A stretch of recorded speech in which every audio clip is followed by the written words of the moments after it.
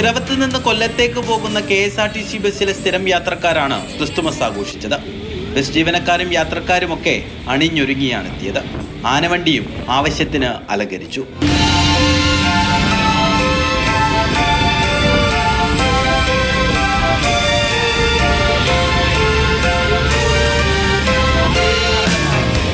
Alappuzha Mannancheri bus സ്റ്റാൻഡിൽ വണ്ടി അല്പസമയം ഒതുക്കി നിർത്തി കേക്കും മുറിച്ചു.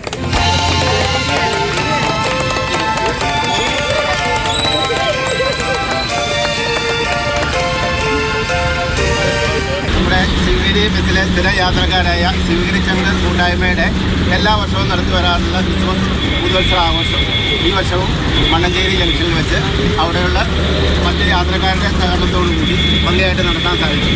അതിൽ സഹകരിച്ച എല്ലാ യാത്രക്കാർക്കും മണ്ണഞ്ചേരി നിവാസികൾക്കും KSRTC പിറവം യൂണിറ്റിൻ്റെയും ശിവഗിരി ചങ്കിൻ്റെയും എല്ലാവരും ക്രിസ്മസ് ആശംസകൾ നേരുന്നു.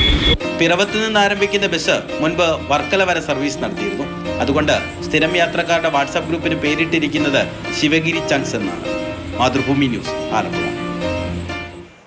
രഘുനാഥ് നാരായണൻ ചേരുന്നുണ്ട് തത്സമയം. രഘു, സാധാരണഗതിയിൽ നമുക്ക് എല്ലാവർക്കും അതെ ബസ്സിൽ പോകുമ്പോഴോ പഠിക്കുന്ന കാലത്തോ ജോലി ചെയ്യുന്ന കാലത്തോ ഒക്കെ ഇതുപോലെ ബസ്സിലൊരു കൂട്ടായ്മ ഉണ്ടാകും. പക്ഷെ അതിന്റെ ആ ഒരു ബന്ധത്തിന്റെ ആഴം അതുപോലെ നിലനിർത്തുക എന്നുള്ളതാണ് ഏറ്റവും നല്ല കാര്യം. ഇവരെന്തായാലും നല്ലൊരു കൂട്ടായ്മ, എല്ലാവരും ഒന്നിച്ചു. ആ കണ്ടക്ടറും ഡ്രൈവറും എല്ലാവരും വഴിയിൽ നിർത്തി കേക്ക് മുറിക്കാനും ഒക്കെ സഹകരിച്ചു. എന്തായാലും ക്രിസ്മസ് തൊപ്പിയൊക്കെ അണിഞ്ഞ് അവർ നിൽക്കുന്നത് കാണാൻ നല്ല രസമുണ്ട്. ഇതുപോലെയുള്ള ആഘോഷങ്ങളൊക്കെ എങ്ങനെ തുടർന്നു പോകട്ടെ അല്ലേ?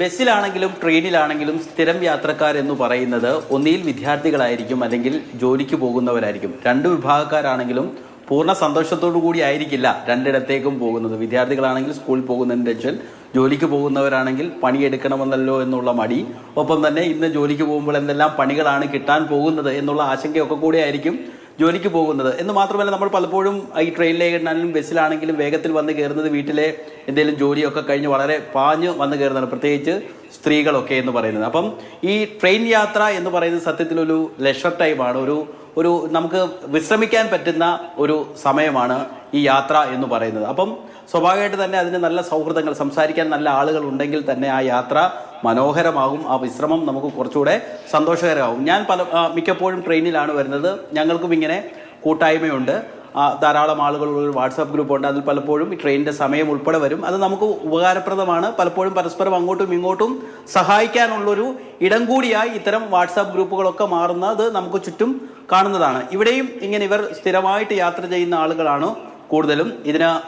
ഞാൻ വാർത്തയിൽ പറഞ്ഞതുപോലെ തന്നെ ഈ ബസ് നേരത്തെ വർക്കല വരെ പോയിരുന്നു. പക്ഷേ വർക്കല വരെ സ്ഥിരയാത്രക്കാരില്ല. പലപ്പോഴും പിറവത്ത് നിന്ന് ആലപ്പുഴയിൽ ഇറങ്ങുന്ന ആളുകളാണ്. പിറവം മുതൽ ആലപ്പുഴ വരെയുള്ള യാത്രക്കാരാണ് കൂടുതൽ. പിന്നീട് ആലപ്പുഴയിൽ നിന്ന് ഒരു കായംകുളം വരെയുള്ള ഒക്കെയുള്ള യാത്രക്കാരാണ് കൂടുതലായിട്ടുമുള്ളത്. എന്തായാലും ഇവർ സൗഹൃദം എപ്പോഴും ആഘോഷങ്ങളുടെ കൂടിയാണ്. ആഘോഷിക്കാൻ കിട്ടുന്ന അവസരങ്ങളൊക്കെ സുഹൃത്തുക്കൾ ആഘോഷിക്കാറുണ്ട്. അങ്ങനെ ഈ സ്ഥിരം യാത്രക്കാരായ ആളുകളാണ് ക്രിസ്മസ് ആഘോഷിച്ചത്. മുൻപും അവർ ക്രിസ്മസ് ആഘോഷം നടത്തിയിട്ടുണ്ട്, ഓണാഘോഷം നടത്തിയിട്ടുണ്ട്. ആളുകൾക്ക് ഈ സ്ട്രെസ്സിൽ നിന്നും സ്ട്രെയിനിൽ നിന്നുമൊക്കെ പുറത്തു വരാനുള്ളൊരു ഒരു പ്രതിവിധി കൂടിയാണ് ഇത്തരം ആഘോഷങ്ങൾ. പ്രത്യേകിച്ച് ക്രിസ്മസും ന്യൂ ഇയറും ഒക്കെ വരികയാണ്. എല്ലാവർക്കും ആഘോഷിക്കാൻ കഴിയട്ടെ.